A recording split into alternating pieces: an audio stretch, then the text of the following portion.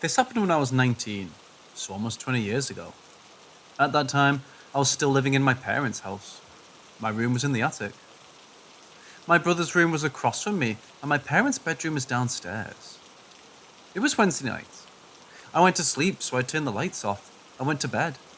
But as soon as I got in the bed, I stood up and turned the lights back on. Absolutely no idea why I did that. Went back to bed, sat in it and waited.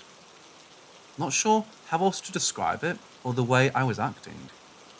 Within a minute, it came in through the closed door. The door was behind me, but I felt it. It had completely and utterly overpowered me. I became paralyzed.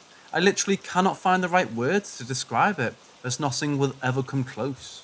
But it was the most sinister, foreboding, evil, penetrating every cell in your body. Your mind, your soul. The evilness that was coming in from it was inhuman. So profound and sickening, I really can't find the words. It was coming closer and closer. I could feel it, but couldn't look at it. I could feel my tears rolling down my face, but couldn't scream or move. At one point, it grabbed my chin and held my face straight so I couldn't turn. I felt the hand, but it wasn't a human hand. It was bigger and felt different. Then, I remember that it pushed me down by my chest. I was still sitting at that point, onto the bed, and only remember one fragment of what happened next. I lost my identity. That's the closest I could possibly describe it. I didn't know who I was, what my name was, where I was, nothing. I really don't know what went on afterwards and whether I fought it, but the next moment that I remember is that I'm sitting in bed in the same position as earlier, rocking back and forth and looking at the window in front of me. I think I lost it at that moment. I was just there, staring at the window. The sunrise came up. I saw the sun rays coming through the blinds. I heard my parents getting up and going to work, and I didn't move. I was just there, totally lost. My mum got home from work around 4, and that was the first time I managed to get up and go downstairs. She said, "Hi, you okay? You had the light on all night." I went down on my knees and broke down. I grabbed her around her legs and cried uncontrollably. I just couldn't stop. She was so concerned and wanted to take me to the hospital, but I managed to calm down a bit. I remember my pupils were so dilated for the whole day that I literally felt scared of my own reflection. I met up with a friend later on, but she said she felt scared and uneasy in my presence. Until this day, when I go to visit my parents, I sleep in my brother's room. I don't know whether it has something to do with the actual place, or if it came specifically for me and why. Since I was a child, I've always had sensed the other realm and been very in tune and highly sensitive, but I sensed that there was more to it. Like a reason why it happened, but I cannot retrieve the whole situation, no matter how much I've tried.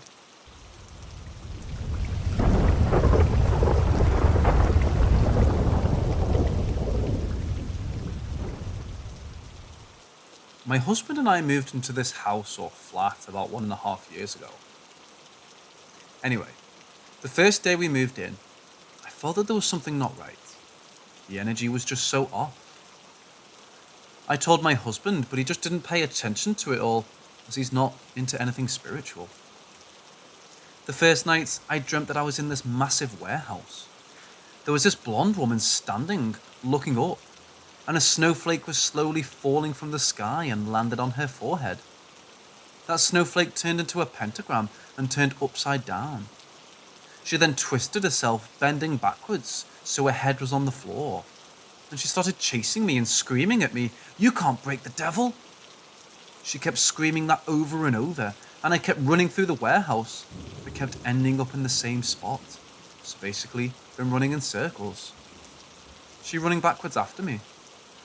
There were these hooks that you find in slaughterhouses to hook pigs on, and she wanted to hook me on one of them. I woke up so insanely drained, like never in my entire life, and my husband had a dream about people committing suicide, hanging themselves under the bridge and jumping off a bridge, and mind you, he never gets bad dreams, so he thought that was weird too. From that day on, I literally felt like there was something sucking my life out of me. I couldn't wake up in the morning. I couldn't get out of bed. even after 10 or 12 hours of sleep. I felt like I hadn't slept for months. It was getting worse and worse each day.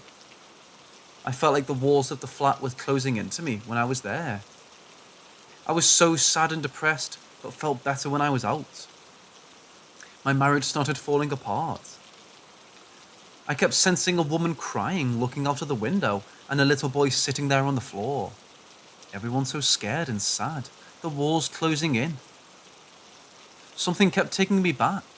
I felt the word back, back, back. I couldn't figure it out until about a month in.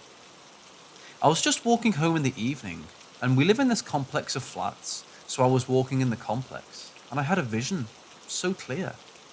I went back in time and ended up in the Second World War. Everything around me looked similar, yet different. I knew it was the Second World War as the houses looked like they were bombed. The vision lasted about 2 seconds, but felt like an eternity. I ran home in a complete and utter shock, and immediately got on the internet. And what I had found was shocking, but at the same time made so much sense. The complex that we lived in was badly bombed during the Second World War, and the whole area, Bethnal Green, London, was the worst bombed area in London. There was a statement from a lady who lived next door from us saying that she tried to run out of the house and there were dead bodies everywhere. It just suddenly clicked. It was the word, back. It was the depression, the walls closing onto me, the anxiety and sadness. The little boy sitting in the corner fearing for his life. So was his mother. There's also an energy or entity of a man with massive hands. He once came to the bathroom while I was showering.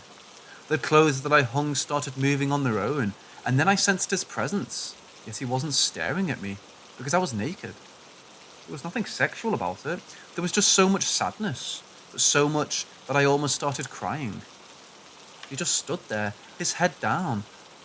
I couldn't see him, but sensed everything. I cleansed this place about 5 to 6 times thoroughly with salt, white sage, opened windows, doors, and everything else. Drawers, anything that can have trapped energy, basically while cleansing it. And lit up white candles and prayed for those who either suffered there or died, and send them to the light with love. The entire energy of the house had changed completely. So sometimes that we perceive as evil, it might not be. It's just trying to get your attention, begging for help.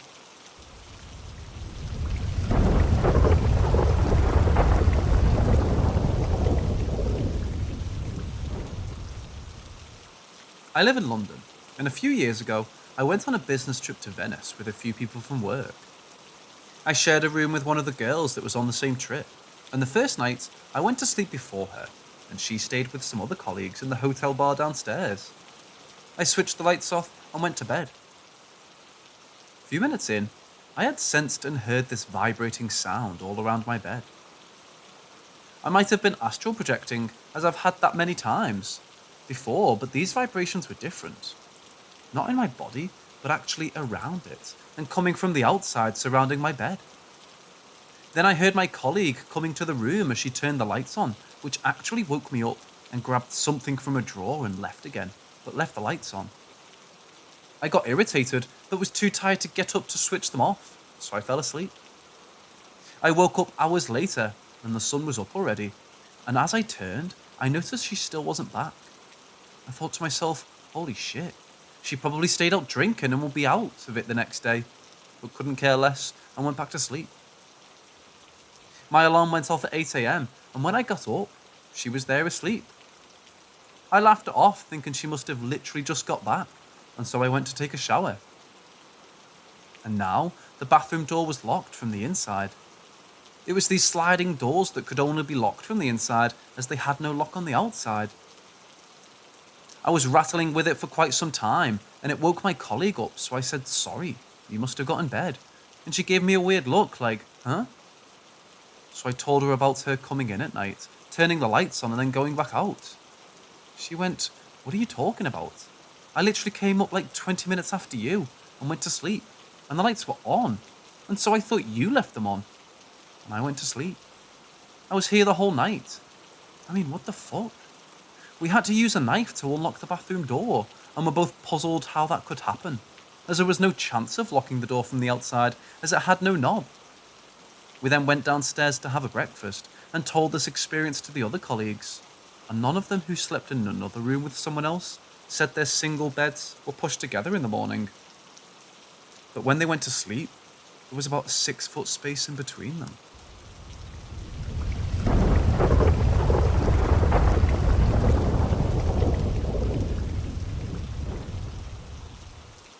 My uncle died 10 years ago. Him and my auntie were on holiday in Egypt, cruising on a ship that day, going snorkeling, and he had all of a sudden got up and left my auntie without a word while they were preparing to snorkel, went to the edge and jumped in. They were incredibly close, and my auntie thought it was very odd of him to do that, but 10 minutes later, they found out he was dead. The autopsy revealed that he had a heart attack, but also drowned. It's been 10 years, and my aunt is still not fully over it. She was on antidepressants for many years.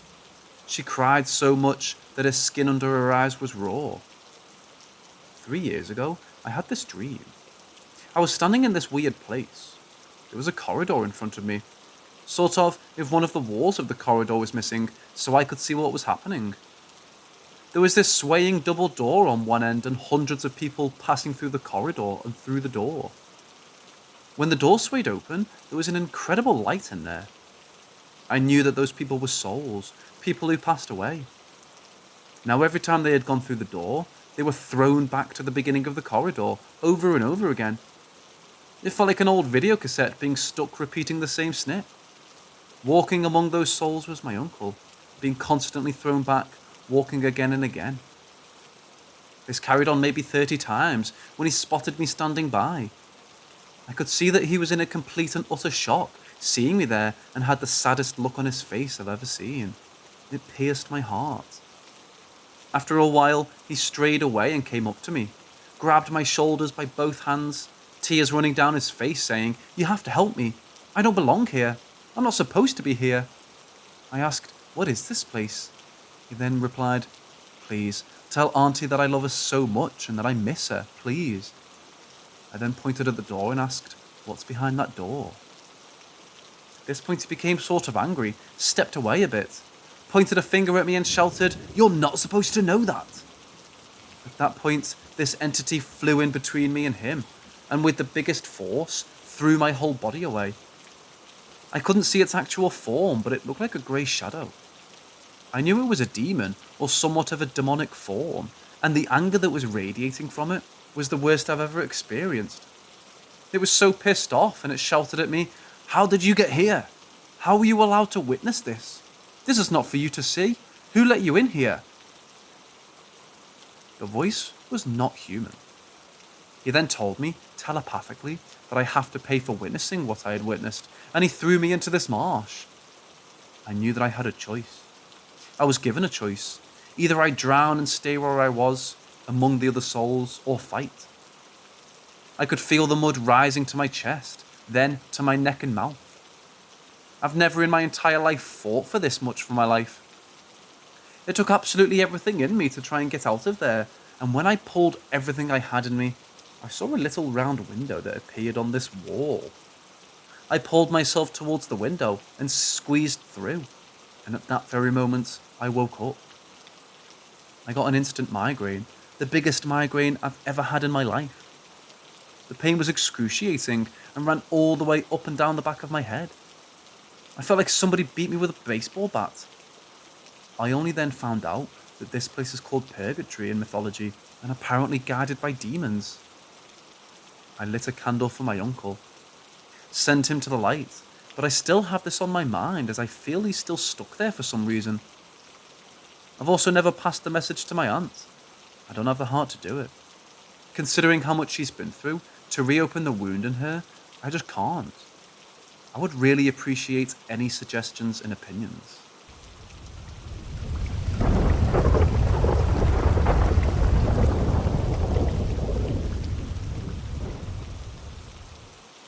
I should start this by saying that I'm highly skeptical of any supernatural experiences that I might have or investigate. This was something different. I still can't explain it, and it's been well over 20 years since it happened. When I was a teenager, I was very into ghost hunting with my older brother and a small group of friends. We would take my mom's minivan, which we deemed the Grey Ghost, out on our expeditions around the southwestern edge of Ohio, in search of places that were allegedly laden with supernatural activity. For the most part, we'd end up just driving around, scaring the shit out of ourselves, with no real sightings or experiences ever occurring. We typically visited all the popular spots for ghost sightings that were written about in books and urban legends, but the outcome was always the same: nothing supernatural, until this one night. My brother attended Miami Oxford University in Ohio, and because of it, heard the story about the ghost biker who haunts Oxford Milford Road. It's well known that a drive on the roads surrounding Oxford can be dangerous. According to one legend, dangerous curves, oncoming traffic, speeders, and drunken drivers may not be the only things waiting for you on your trip. This tale begins with a young Oxford man riding his motorcycle on Oxford Milford Road. The man was in a hurry. He was going to propose to his girlfriend, who lived on Earhart Road. But fate intervened before the cyclist arrived at his destination. Missing a sharp turn, the motorcycle flew off the road, and he was decapitated by a barbed wire fence. It's said that the death did not deter the cyclist, and that he is still today trying to reach his girlfriend's house to pop the question. In order to see him, you should drive to the girlfriend's old Earhart Road home, currently owned by a Mr. Falk, and park facing south. If you flash your headlights 3 times, you may see the headlight of the ghost motorcycle focusing straight ahead, only to disappear as it approaches the fatal curve. If, by chance, the cycle light does not disappear, it's recommended that you drive quickly away in the opposite direction. So here we are, my brother driving, my girlfriend at the time, and her 2 friends as well as a cousin. We all went out to this road late one night after hearing the story and tried it for ourselves. I should mention that the road is not a heavily travelled road.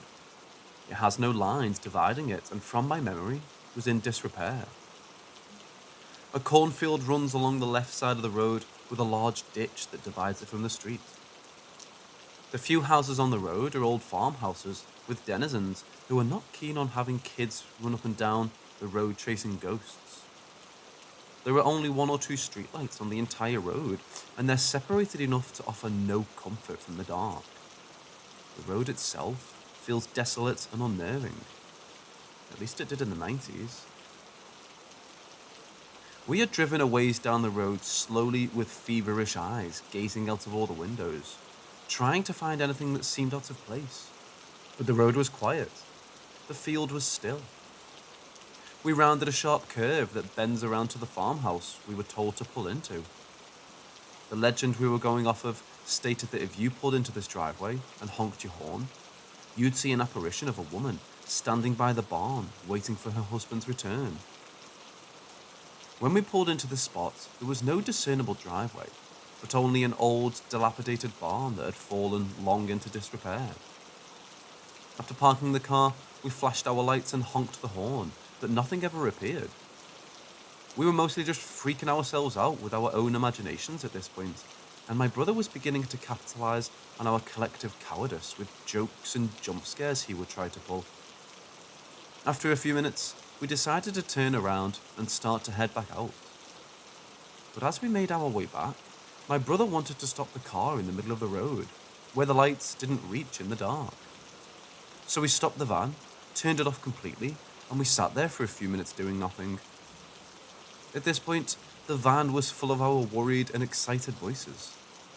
I hate to admit that I was the only other man aside from my brother in the car, but was also the most vocal about being totally piss scared out of my mind.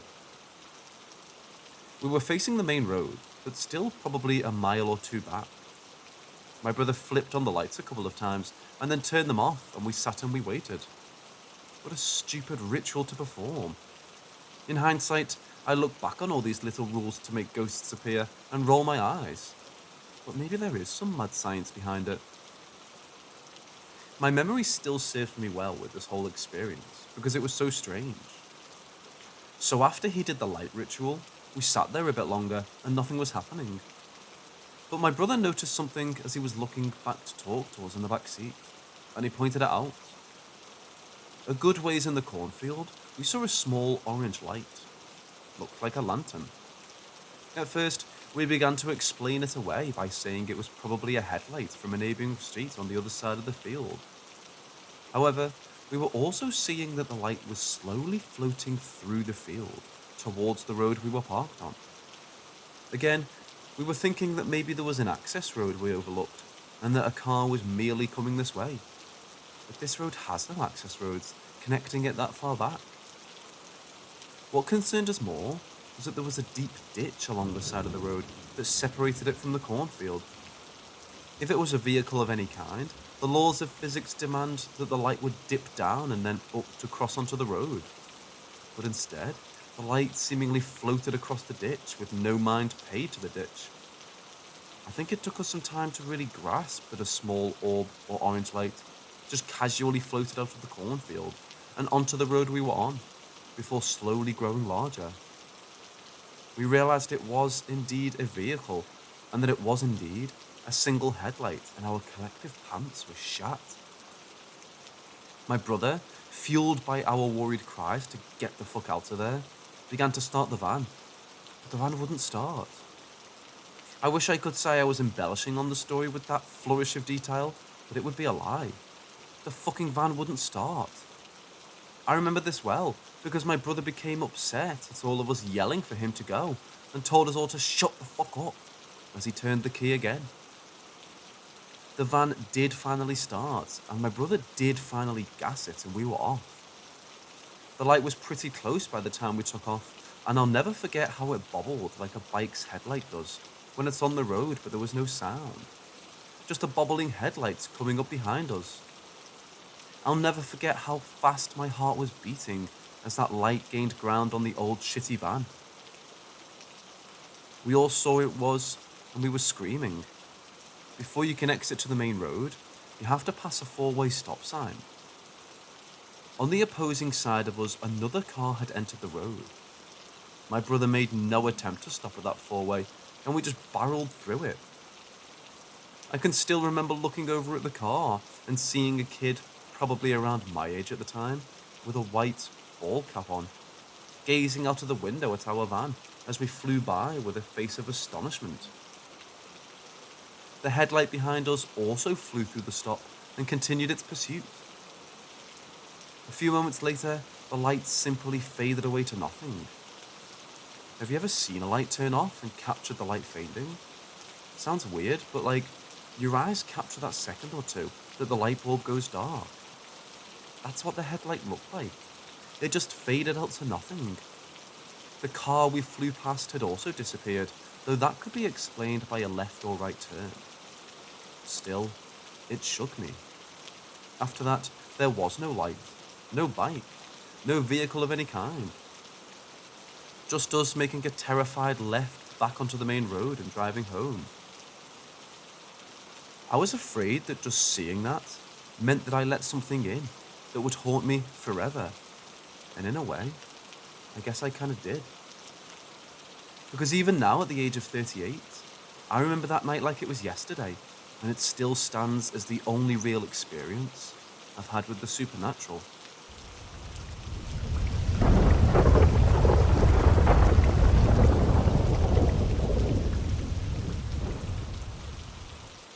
So recently, I've been binge watching paranormal story times on YouTube, mostly from Loey Lane, Hayley Reese, Harmony Nice, and Shannon Rose, and it got me in the mood to share one of mine. A string of events have been on my mind lately, and after getting a tarot reading done, I feel like these events may actually be connected. Mind you, I've always been open to the paranormal, but without hard evidence to prove its validity, I tend to look at these experiences and their paranormal explanations as more entertaining in nature than something to be taken seriously. It does make for a creepy and fun story, so I thought I'd share. In the fall of 2013, I had begun to feel a presence in my home. Of course, feeling a presence is very vague and doesn't prove much, but I just had the feeling I wasn't alone. The feeling wasn't negative though, and it didn't scare me. If anything, it just felt like someone I knew. It felt familiar, comfortable, and safe. One night, I was getting ready for bed and I felt that presence again. I brushed it off, feeling hyper aware of the shadows around me. Once I was in bed and I was trying to fall asleep, I was startled by the sensation that someone had just climbed into bed beside me. The bed shifted as if under someone's weight, but no one was there. Not knowing what to do about it, I simply pulled up the covers, rolled over, and went to bed. Every now and then, I'd also catch the outline of a person or movement in the corner of my eye, disappearing immediately. Though that never bothered me much, because it could have been anything. It was probably just a trick of the light or my imagination creating something out of a shadow. So I never thought much of those experiences, as they could be explained away really easily. But I guess it might be worth mentioning now. My boyfriend at the time was also beginning to spend a lot more time at my place. Sure enough, he began to feel this presence as well, which made me feel like less of a crazy person, because he was almost validating for me that something could have actually been going on. I never told him about these experiences either, knowing that he was a wimp when it came to the paranormal, and I actually liked having him around so often. The difference for him, though, was that the feeling wasn't so comfortable. It freaked him out, and he felt unwelcome and uneasy. Not wanting to freak him out further, though, I chose not to express that I was feeling a presence too. My way of dealing things, paranormal or not, is to pretend they don't exist, to ignore it until it goes away, and I tried to tell him to do the same. It did make me curious why our impressions of whatever was present was so different though. Why was he so afraid of it, and why was I comforted by it? Maybe I was just a weirdo after all. Quite a bit of time goes by and I'm nearing the end of the semester. It's our friend's birthday and a bunch of us are going out, but I end up deciding to stay back to complete an assignment I had due at midnight. I finish my essay with 5 minutes to spare before the deadline, and as I breathe that sigh of relief after typing like a maniac fueled entirely by coffee and adrenaline, I notice a text from my boyfriend. He's just letting me know that he'll be staying at our friend's place tonight, but that he'll probably need a ride home in the morning. Knowing this, I lock the doors and get ready for bed. Nothing is strange, nothing is out of the ordinary, and I fall asleep effortlessly.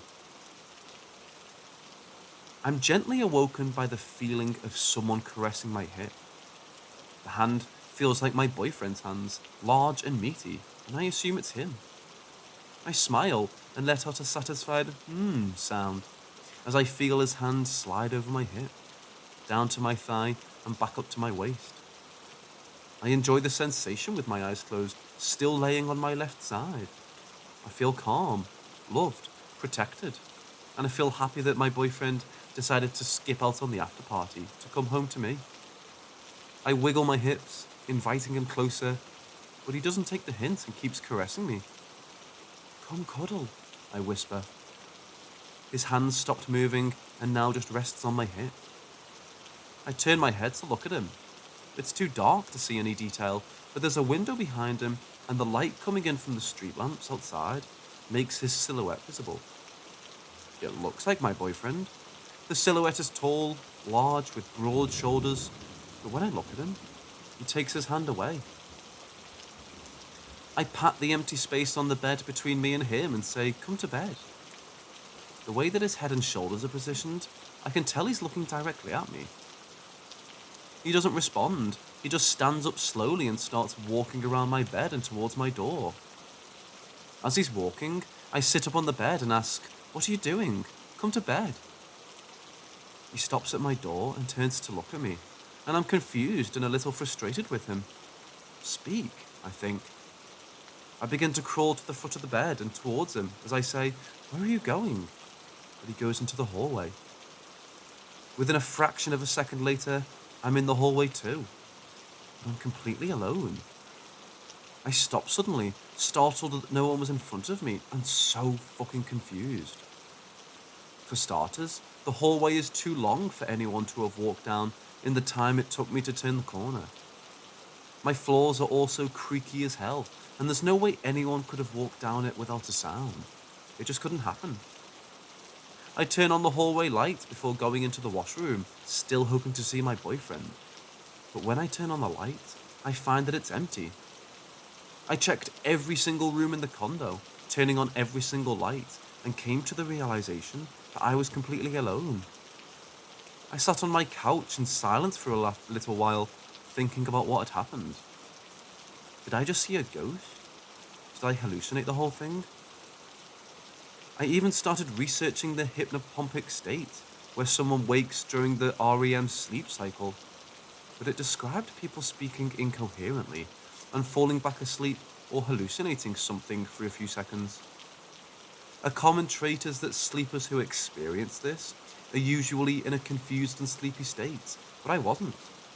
I was wide awake, having a much longer experience than documented during hypnopompic, even continuing to hallucinate after getting up and walking.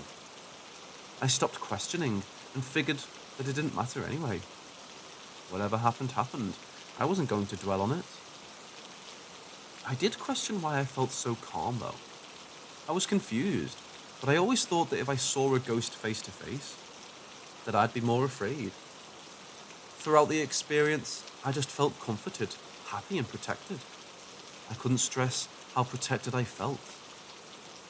A week or two went by, and I hadn't even thought about what had happened, nor had I mentioned it to anyone.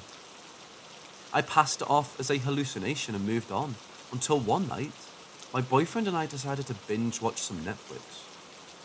We moved my mattress to the living room and set it down in between the couch and the TV, and we eventually fell asleep there.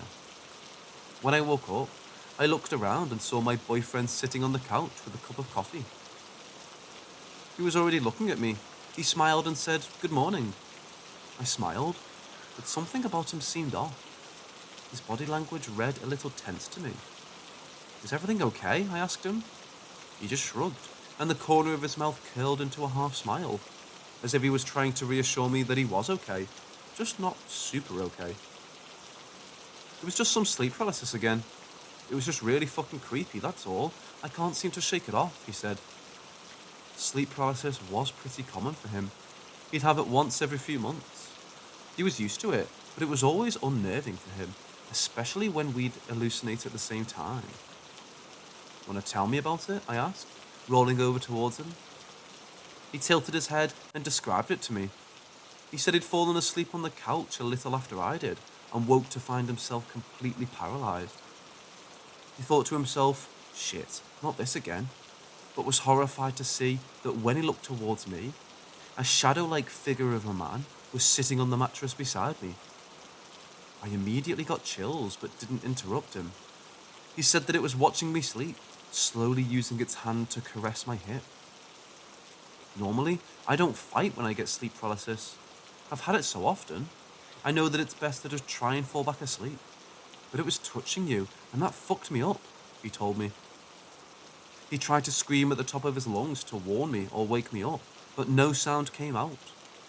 He thrashed his limbs about and tried to roll off of the couch and onto the mattress beside me, but no movement came.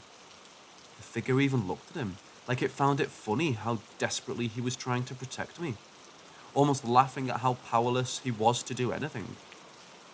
Eventually, it went away, and my boyfriend was able to fall back asleep, but I was a little shook, to say the least. I sat in silence, sitting up beside him at this point, since the story was too rousing to listen to lay down. I bit my lip as I toyed with the idea of telling him about my experience, and eventually I did. I told him everything that I'd been experiencing, the hallucination I'd had, and how I was trying to ignore it all. He just sat there in silence after I told them, but after a little while he said, "That's fucked." I told him how it never scared me though, that it felt safe to me, comforting even. But he was just thought that it was weird. Eventually, we started referring to it as my ghost boyfriend, and it became an inside joke. Neither of us had any weird experiences like that again, but we did feel the same presence every so often. We'd ignore it every time. A few months had passed, and I was now at the end of my winter 2014 semester. I had left my city to go back home because my Uncle Norm had passed away. The wake was taking place all weekend, and the funeral would be on Monday morning. On top of this, I had a real hard ass of a professor who literally would not give me an extension so that I could attend the funeral. So I had no choice but to pull an all-nighter and work around the clock to get my end of term assignment done. On Monday morning, my family left for the funeral parlour as I'd finally finished the assignment after working all night. I rushed to get dressed and wash my face, grabbed some coffee, and I ran out the door to drive the hour and a half back to my college to hand in my assignment. With any luck, I'd be there with 5 minutes to spare. That was enough time to park and run to his office. Eventually, I was 15 minutes away and ended up getting into a major accident. I had fallen asleep on the road and woke up to the sight of my car speeding 90 kilometers an hour directly into a rock wall, only a few feet in front of me. I don't even know how to describe the experience. I can barely explain it to anyone. I didn't feel afraid. I didn't think about the fact that I was about to die. I didn't scream. I didn't cry. I felt like I'd gone into autopilot and that my brain was focused purely on survival. I used one arm to brace myself and one arm to shield my eyes from the glass. It felt like 1 second had gone by and the car was still, but later I'd learned that I'd done a complete front flip. Without a thought, I undid my seatbelt, opened my door, and sprinted. I'm not sure why I sprinted. I didn't think the car was going to explode or anything. I just felt like I had to run. I got about 20 feet away and just turned around to look at my car. The front was completely smashed in. My windows were completely shattered. The car was totaled, but for some reason, the driver's seat was in perfect condition. If anyone had been in the passenger seat, they surely would have been dead. I have no doubt about that. My mind had come back to me, and I remembered the adrenaline that can sometimes act as a painkiller. So I began to search my body for any injuries, but could find nothing but a bruise on my right shin. I even remembered that I had some weed in my glove compartment and didn't want anyone finding that. So I ran back to the car to grab it and was quickly able to bury it in the ditch nearby before a car even drove by. I hadn't even realised, but I'd had my accident literally 3 minutes away from a hospital, and the first 3 people to stop were all nurses from that hospital. I let a lady in scrubs examine me really quickly while the other person called the police, and another looked through my car to find my cell phone so that I could call my family. They were in the church during the service when I called and immediately rushed to meet me at the hospital. I was being sent out of precaution. I mean, at least I got that extension on my project, but damn. Initially, I didn't think surviving this accident was paranormal in nature whatsoever. But my parents, being religious, 100% believed that my Uncle Norman protected me. I thought it was a fluke. It was just the angle at which I hit the rocks. But I did thank my lucky stars that I was alive. Though I did still feel weird about the whole thing. It felt like I'd never even been in an accident, like it was just some dream I had, so I never really took it seriously. People ask me how it felt, but I didn't feel anything before, during, or after the accident. All emotion left my body during the accident. Even to this day, I don't feel really like it was really me, if that makes sense. I mean, obviously I knew it was me and my physical body, but it wasn't me. A few months later, my cousin had chosen to see a medium. He was really close to my uncle who'd just passed and was curious whether he'd come through in the reading. During the reading, the medium claimed that a man named Norman was coming through and that he was his uncle, which was pretty shocking to my cousin. I wanted to believe when he told me this, but a part of me remained skeptical until the media started talking about my accident. The medium said, "Your little cousin was in an accident during your uncle's funeral. He wants you to know that he saw it happening and was able to intervene and save her life. He says he had the help of 2 other young men. My cousin was intrigued and asked about who helped save me, and he said, "Your uncle recognizes one of the men. He says his name is Michael, but he didn't recognize the other man." At this point, I was a believer. Michael was my cousin who'd passed away about 4 years prior. My mom and I were literally crying as my cousin told us this. I'm even tearing up as I write this now because holy shit. Anyways, the medium had some other cool stuff to say about my uncle. After hearing about my uncle's passing, my dad and cousin got together. They bought my uncle's favourite beer and they sat and drank as they shared stories. My uncle was always a prankster, and one of his favourite things to do was shake a can of beer and hand it to someone to open. At a certain point, they'd had 3 beers each. As they each opened their 4th beers, the can exploded all over them, and they started crying and laughing because it felt like my uncle had been playing a prank on them all over again. The medium knew about this and said, "He's laughing as he tells me this, but he also wants you to know that he was the one that made those beers explode." The reading was just too wild.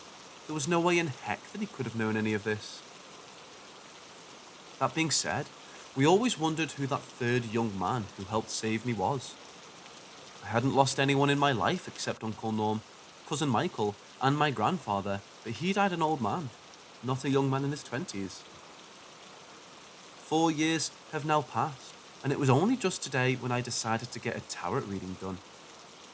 I had a few bucks to spare and thought I'd do it for fun. I asked about the spirit that my boyfriend and I had thought we'd seen, and I wish I'd taken a picture of the cards or remembered them better. But I do remember that I got 5 cards. One was about a soulmate, another about a past life, another about protection, another about Mother Nature, and one about confusion. She commented on how the Mother Nature card seemed out of place, and she didn't know how to connect it to the rest of the cards. But she told me to see if I could connect it in any way later on. From this, the tarot reader gathered that the spirit I'd experienced was a confused spirit who had died a long time ago and hadn't moved on, but that he was a soulmate of mine from a past life. We'd been in love, and he'd died as a young man. She said that sometimes lost spirits are drawn to the souls of people they were connected to. So even though I had no memory of him in this life, our souls were still connected. She said that this purpose was to serve as my protector while he was around and to help guide me to my true purpose. She also said that it was likely that he'd moved on once he'd done that for me. She still didn't know what the Mother Nature card meant, but at this point, I'd made the connection. Around the time of the accident was also around the same time I'd gone vegan, initially for environmental purposes, and became an active member of the Green Party of Canada. And once I thought more deeply about the spirit itself, it occurred to me that I hadn't felt his presence since that time in my life. I also ended up finding out that my boyfriend at the time was cheating on me, which I felt could maybe explain why the spirit made him feel unwelcome and fearful. Either my ghost boyfriend was jealous, or he knew that this guy wasn't good for me. I don't know. I just feel like everything came full circle today, and I don't believe I can call myself a skeptic anymore. I mean, I'll always be a skeptic, but this? I don't know. I guess it could be a series of super specific and amazing coincidences, but at this point, it's too unbelievable to even be a coincidence.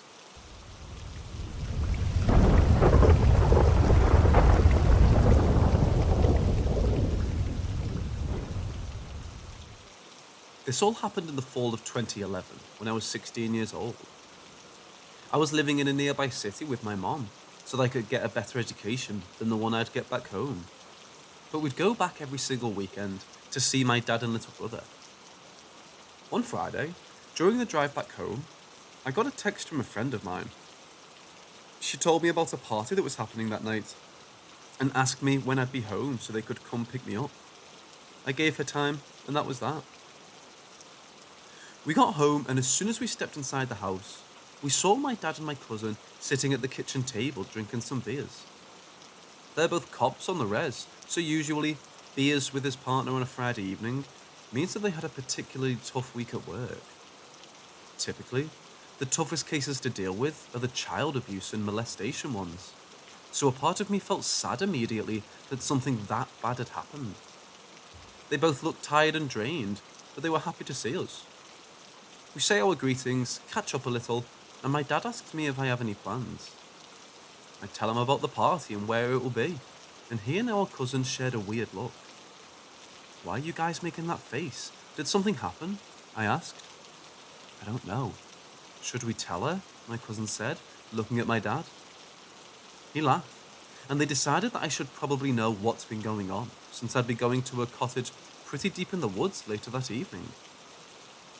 They start with the first strange call they got on Monday night. An older woman called saying that people were outside of her house, knocking on all of her windows.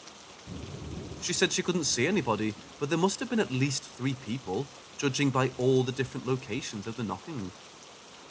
They arrived at the woman's home, inspected all around the house, even checked the woods, but nothing came up. They tell her that it's probably just some teenagers playing tricks on her, and that there isn't much else they can do, besides patrol the area in case they come back. On Wednesday night, the same woman called again with the same problem. It had rained that day, and there was mud all around this woman's home, so they figured that at the very least, they'd find footprints, but they couldn't find anything. This is when they started feeling like something was off, because one of the windows where the woman was adamant about there being knocking was completely impossible to get to without stepping through this huge mud puddle. This is when they started to think that the woman was lying, but they just told her the same thing they told her a few nights prior. By Thursday night, everyone on the res had been talking about these strange experiences. It turns out, this woman wasn't the only one experiencing the knocking. She was just the only one to call the police. I mean, all of this was taking place on a res, so it wasn't long before people were linking it to supernatural occurrences. My dad was still sure it was just a group of teens pranking people, but then they got another call from the same woman for the same reason. They rushed over and were met with the same situation, except this time, the neighbor walked over looking pale as a ghost. He says, "Is this about knocking?" I notice he's a little shaky. "Yeah, did you see something?" I asked him. The man nodded and said, "You guys are going to think I'm crazy, but yeah." And he goes on to explain what he saw. He said that he'd stepped outside for a cigarette on his front porch when he heard knocking. He looked around to see where it was coming from, and when he looked to his neighbor's house, he saw it. There was a black figure standing outside the woman's window, looking into her home. He said it looked humanoid in stature, but completely made out of shadow.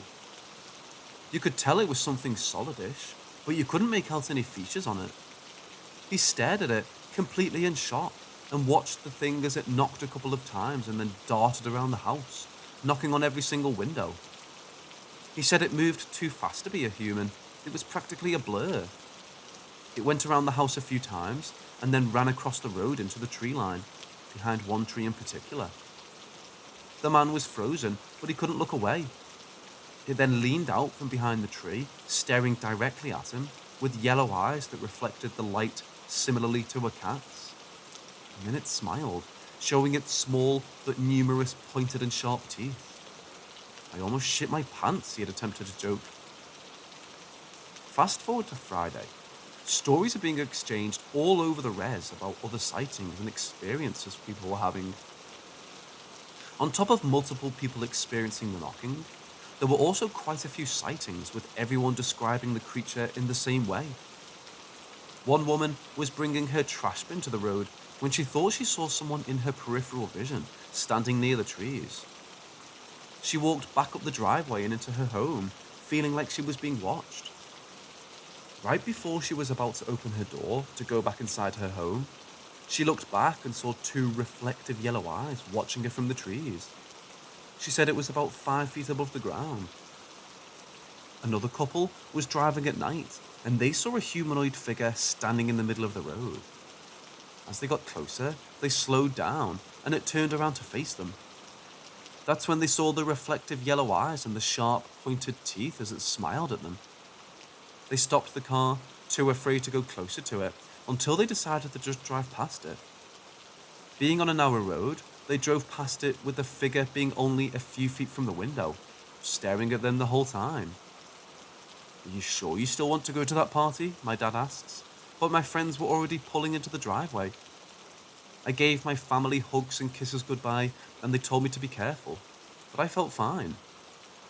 A common belief among native people is that negative energy attracts negative energy.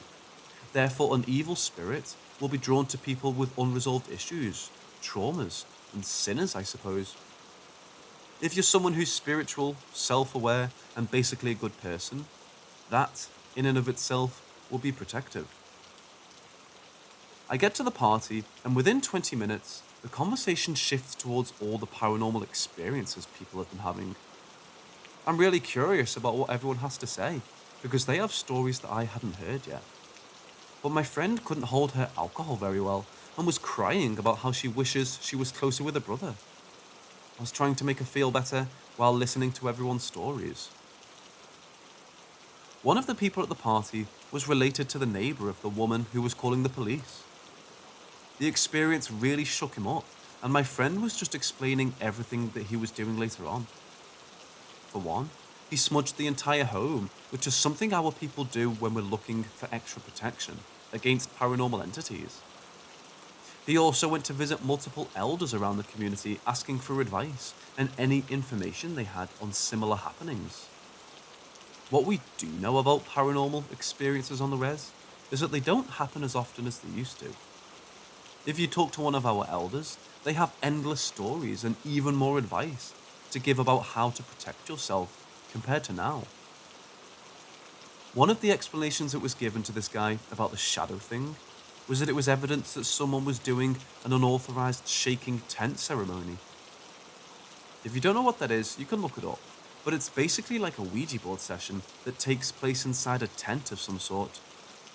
People stand around the tent while the medicine man or medicine woman goes inside and asks questions. The tent begins to shake, and you can hear the voices of spirits coming through. I've never personally been to one because we haven't had a good enough reason to make one.